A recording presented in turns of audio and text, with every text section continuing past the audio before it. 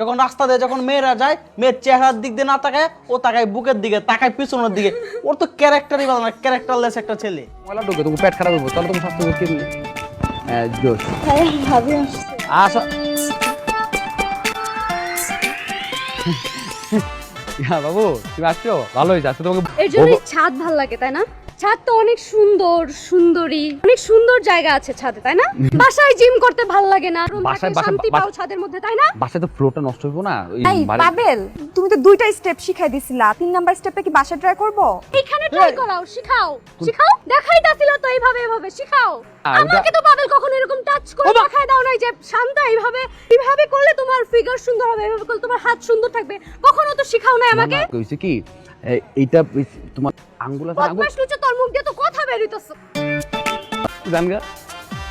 আচ্ছা আচ্ছা, আমি কি কালকে আসবো? আমি জিম করি না, আমি ভোররাতে জিম করলে করবো, না করলে করবো না, জানগা। ভোর রাতে আসতে বলো, ভোর রাতে এসে জিম করবে। ও জিম ছাড়া তুমি বাবু তোমারে বলতেছে, তোরে গেলাম বলতাছে। আমি। তোমারে আল্লাহ বলতেছে, হাফেজ।